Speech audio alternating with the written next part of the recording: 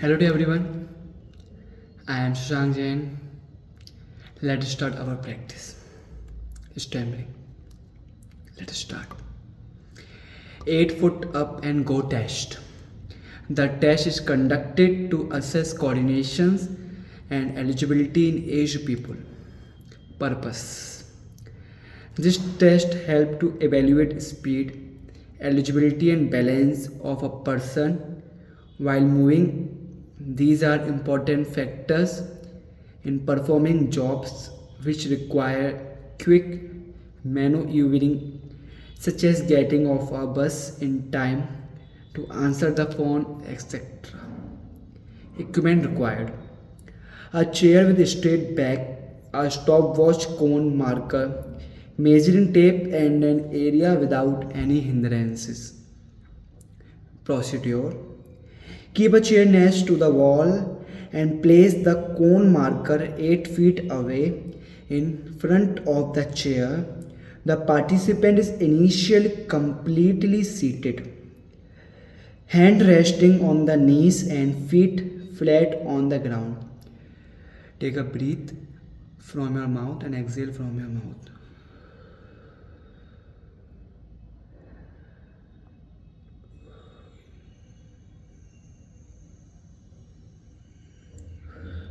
Let's start.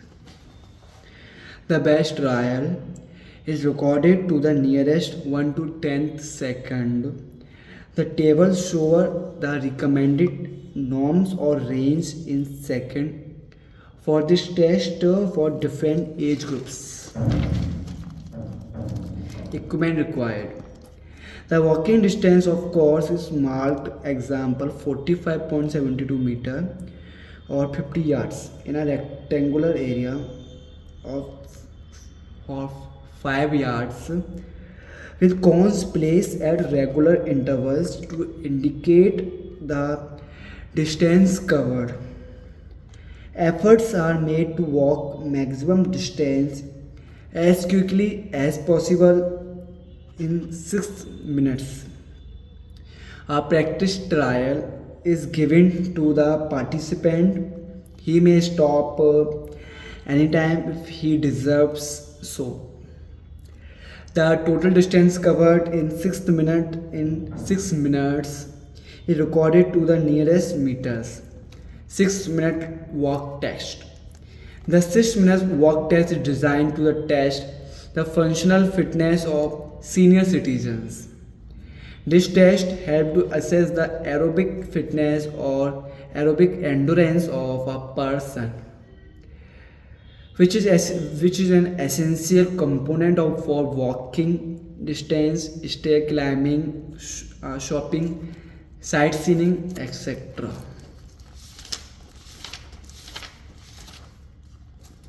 Aerobic capacity. To perform an activity continuously, energy required by the muscles which can be supplied by the presence of oxygen. Therefore, the ability of the organism to maintain adequate supply of O2 to the working muscles for energy liberation is important for endurance performance. The aerobic capacity depends on the following factors. Oxygen intake. It is the amount of oxygen which can be taken by the lungs from atmosphere. If this amount is more, then it is better for achieving higher VO2 max. The oxygen intake depends on the vital capacity, which further depends on the lung size, number of active alveoli, strength of the respiratory muscles, size of the chest cavity, etc. Oxygen intake is not a limiting factor for endurance performance in a healthy sports person. Oxygen transport. The amount of oxygen taken into the blood from lungs has to be transported to the working muscles. The oxygen transport depends on the amount of oxygen which the blood has absorbed from the lungs and the ability of the capillary circulatory system To carry this quickly to the working muscles, the amount of oxygen absorbed into the blood depends on the speed of blood flow through the lungs and on the blood hemoglobin. The concentration of blood hemoglobin, which is about 14 to 50% in sports person, cannot be enhanced by training. The transportations of oxygenated blood depends on the capacity of the heart. This capacity can be improved through training. Consequently, there is an increase in aerobic capacity. This is Shashank Jain, and I will overcome my stammering definitely. Thanks for watching. Bye bye to all. Bye bye.